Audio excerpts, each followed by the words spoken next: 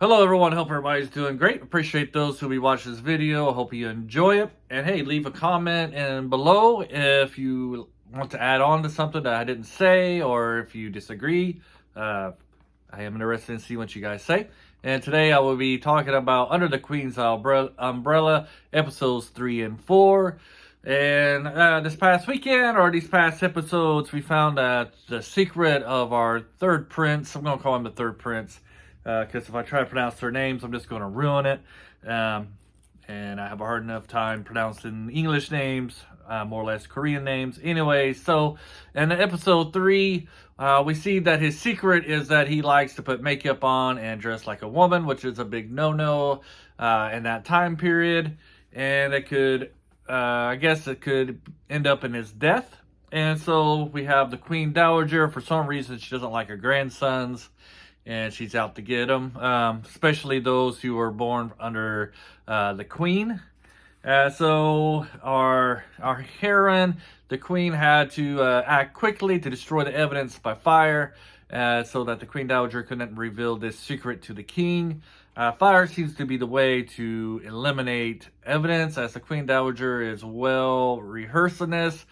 She's been burning evidence on what's happened to the original Crown Prince before her son took over the crown. And she just recently burned the doctor, I guess, who's been helping him, or one of the doctors that helped out that would know how to cure this disease. So fire seems to be the weapon of choice in this show. One thing I didn't talk about in the previous and last week's episodes 1 and 2 is do enjoy the costumes and the set pieces that they're using in this drama. It really brings this time period to life, and so I think they do a very good job on that. In episode 3, we also, or it's episode 4, we also found out in this past episode that the second son advanced on to the second test, and I just still believe firmly that it's going to be between him and the first son of the first concubine, who's going to be going for the throne by the end of this series. Even though, all right, I'm going to try to pronounce this guy's name. We got Prince Baum, or some Prince B, who is a son of the one of the concubines, who is very smart. He succeeded. He passed both examinations. He's the top guy. So it looks like he should be the Crown Prince's cohort. You know, his sidekick, his best friend, the guy's going to be with him all the way. He seems like a very nice guy. You know, his mom, the concubine, is kind of ditzy. And she looks like she's a little too young to be having a son that old. And I would have to hand it to the king here. He has 11 children, and somehow they all happen to be boys. So the possibilities of that has to be very slim. But hey, this is a drama. It's all make-believe. So all well there. So we're going to start out with some things I am not liking right now of this show. I think it would be nice if we could explore a little bit, if they would explore a little bit more of the relationship between the king and the queen, and then a little bit more on his relationship between the concubines. The reason I'm saying this is because the queen does not want to share, and didn't share the illness of the crown prince, because it would be it would be bad for, sorry, tongue twisted there. It would be bad for the crown prince, and he could lose his position as being the heir to becoming the king to the kingdom. So she kind of hit it, but is her relationship is the king and the queen's relationship this one of, like, you know, she's just a wife and she's just there to produce kids?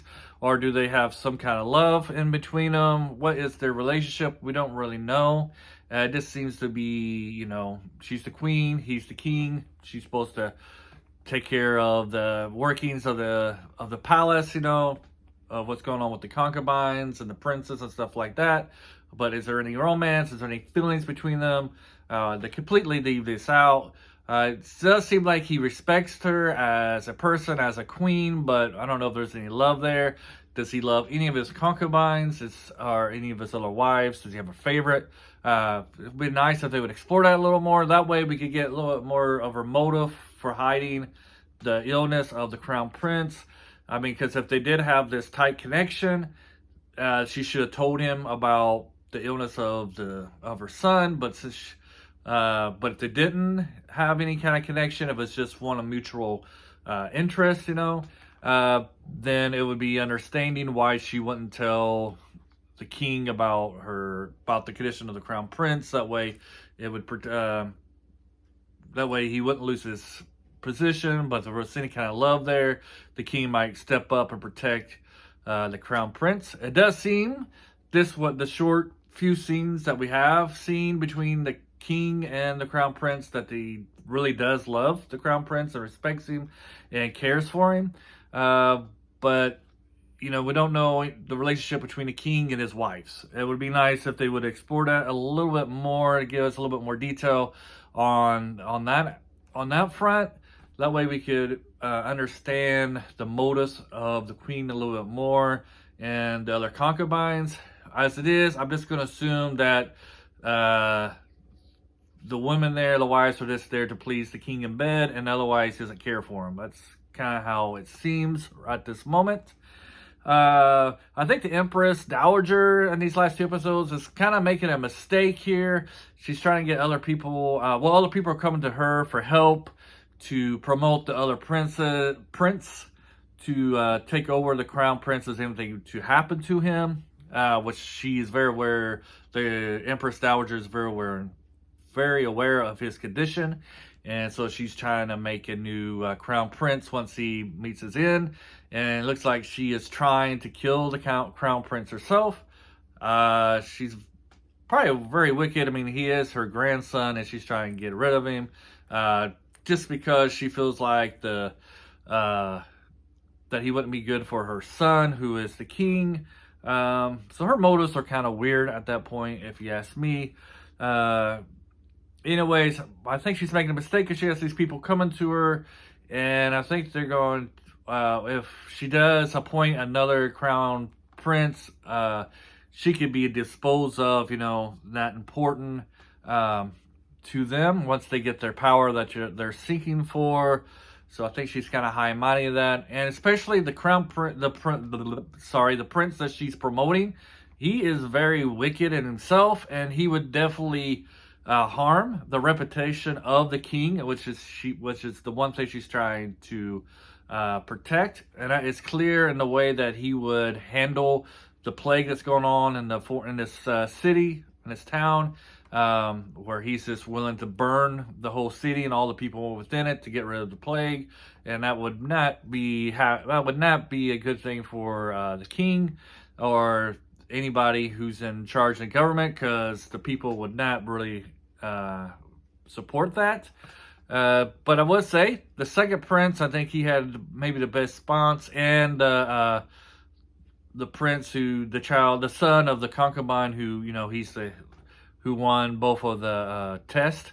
I think they were the two best responses, and so far the son of the concubine, he probably would be the best next crown prince. So it's good that he's going to be like I think this is the cohort, because he seems like a good guy, even though his mom seems a little ditzy, like I said, but she was just a maid of the queen, I think, that the king took a liking to and better and stuff. So last week, if you're still here, I did talk about a little bit how the show doesn't have any romance. There's still no romance in it after 4 episodes. However, I think moving forward, we're going to see a little bit more of that. I mentioned that it would be important for one of these princes of the queen, or one of the sons of the queen, to get involved with a daughter of somebody who is high up in government to help promote them. So once the crown prince dies, I'm still convinced that the crown prince will die in the next 2 to 4 episodes. Like midway through, I think he's going to bite the dust. I think what sealed his fate was the fact that he had a daughter. However, he does have a son, so I'm still a little confused why, if the crown prince would die, why his son wouldn't inherit that position. Maybe they'll explain that a little bit more in the series. Anyways, going back to, we have the second son. He kind of met, no, he doesn't know it, the daughter of the Ministry of War, and she likes him. She has a little crush, kind of like love at first sight. I believe that this relationship will play a very important part moving forward, as that position will be, the Ministry of War would help him very much into gaining the support they would need to take over to be the crown prince and to defeat the other princes and to becoming, the next in line of the throne once his brother dies. I gotta imagine that there'll probably be other relationships like this developed, especially the oldest son of the first concubine. I'm pretty sure that she'll probably try to fix him up with a girl that is with somebody who is in the ministry that can help support him take over that crown. I don't think we're going to have any sword fighting, or if we do, it's going to be a little small. I do like the political maneuvering that's going on, but I do like a little sword fighting too in my historic dramas like this. So maybe we'll get a little bit going on, but I am enjoying the series. I like all of the political play that's going on, how they're, especially the bad guys right now, seem to be maneuvering more, working with people who are higher up in government to help support these other princes. The queen needs to start doing this too. I don't know, she's kind of naive in this aspect, thinking that she doesn't need support from other government officials to help her sons along in case that the crown prince does die. She needs to start making some connections and start to strengthen up support for her other sons. If she doesn't, she's going to have the same fate of the queen before, and we see how that happened. That wasn't a very good outcome for that queen. She's going to go down that similar line. So hopefully here in the next 2 episodes, we'll see her starting to reach out to other government officials to try to get their support for her and her sons. So yeah, that's about 13 minutes into this. If you're still here, thank you. I hope you enjoyed it. Thank you for listening to me rambling on. And if you're still here, hey, hit that like button and subscribe. I talk about a lot of Korean shows and other historical dramas and some unknown shows. So if you subscribe, maybe there'll be something that you didn't know about that you might be interested in seeing. So until next time, have a great day and adios.